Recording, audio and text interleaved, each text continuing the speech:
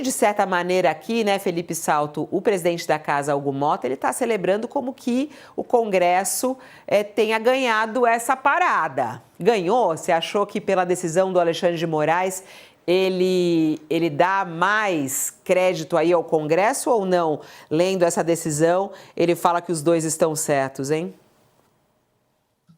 Eu acho que ele deve ir devagar com o andor, porque o santo é de barro, né? O que o ministro Alexandre de Moraes falou, e você acabou de ler, é o óbvio, né? O decreto de IOF, a subida de alíquotas ou mudança nas alíquotas do IOF é uma prerrogativa exclusiva do Poder Executivo, mas não pode ser usado para aumentar a arrecadação.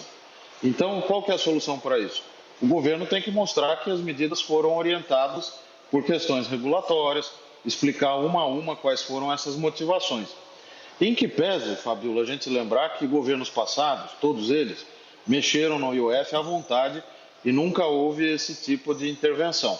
Agora, no entanto, a questão foi judicializada.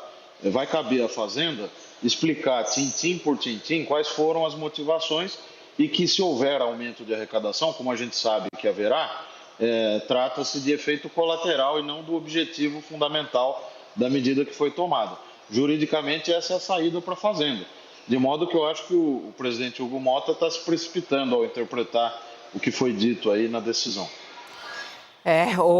O Josias, e aí, como é que você lê tanto essa fala de Hugo Motta, né, ele dizendo que o Alexandre de Moraes suspendeu os decretos e que isso é um desejo, né, foi o que ele escreveu lá, a decisão de Alexandre de Moraes está em sintonia com o desejo da maioria do plenário da Câmara dos Deputados e da sociedade. Ele está celebrando, de certa maneira, aí o presidente da casa, Josias? Ele está celebrando, embora o êxito que ele pode ter é um êxito parcial. Nós estamos assistindo, Fabiola, ao despacho do Alexandre de Moraes. Ele traduz um jogo combinado. O Alexandre de Moraes está em Lisboa, participando de um evento do qual também participam o presidente da Câmara, Hugo Motta, e o advogado-geral da União, o Jorge Messias. Todos eles são personagens centrais desse embate. O Jorge Messias, como advogado da União, foi quem recorreu ao Supremo em nome do Lula para restabelecer o decreto que elevou a alíquota do IOF. O Hugo Motta é o responsável pelo vexame que foi imposto ao governo na Câmara, quando derrubou o IOF, em decisão que foi depois seguida pelo Senado. E o Alexandre de Moraes é o relator. Obviamente, todos conversaram a respeito, Fabiola, em Lisboa. Nesse seminário de Lisboa, o que há de mais interessante e instigante é o que ocorre longe do palco central, em jantares, almoços paralelos, em encontros. E ali, certamente, o Alexandre de Moraes ele foi alcançado, Fabiola, por alguma coisa que os advogados chamam de recursos auriculares.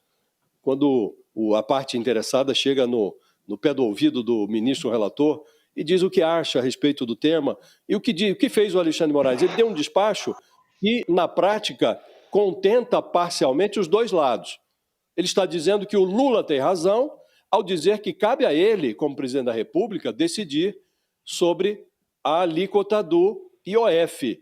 Ele tem o poder discricionário de, sem o aval ou sem precisar da manifestação do Congresso, cabe a ele, como presidente, segundo a legislação, decidir sobre a alíquota do IOF.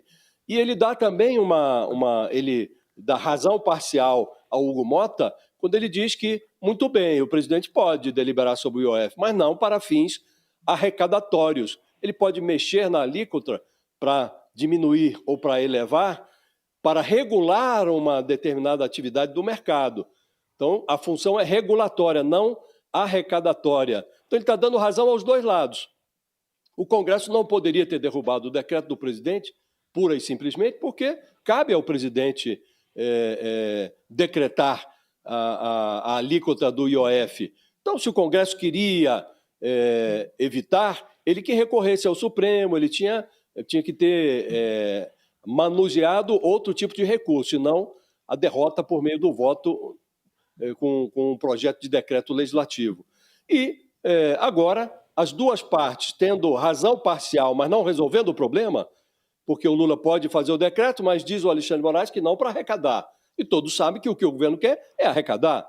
O Hugo Mota tem razão ao questionar a função arrecadatória do decreto, mas não poderia ter levado a voto um projeto de decreto legislativo, porque a atribuição é do presidente. Então agora eles vão ter que chegar a um acordo, Fabiola, e pelo que insinua o Alexandre de Moraes, esse acordo vai ter que passar por outras fórmulas que não o IOF.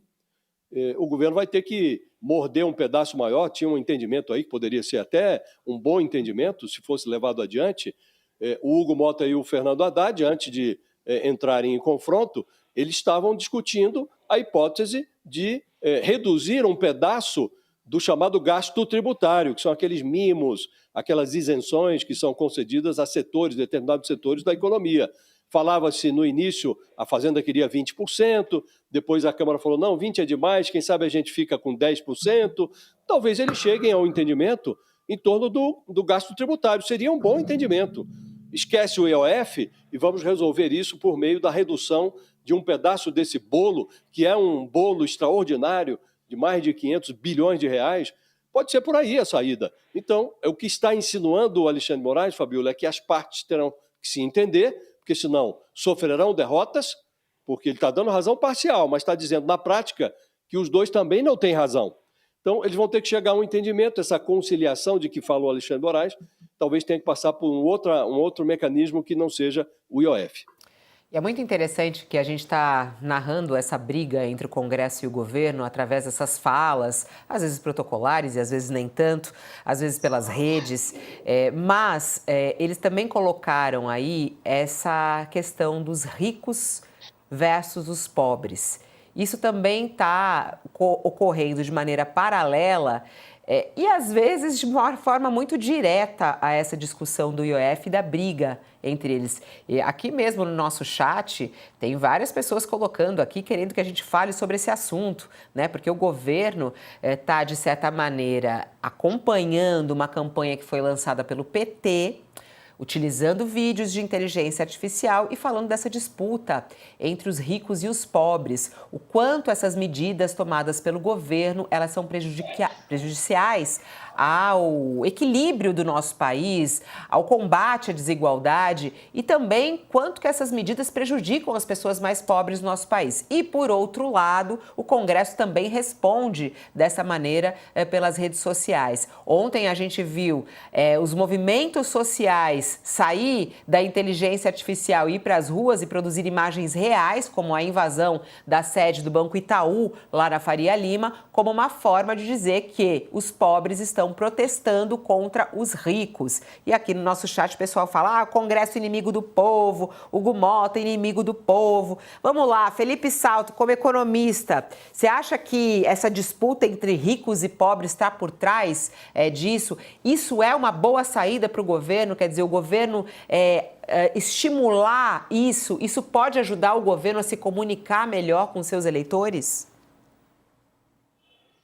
Eu acho que isso é uma volta ao passado. O PT voltando ao seu discurso radical, já num cenário eleitoral totalmente posto, né? Isso está guiando agora todas as decisões, haja vista que o marqueteiro oficial do presidente da República tem hoje status de ministro de Estado.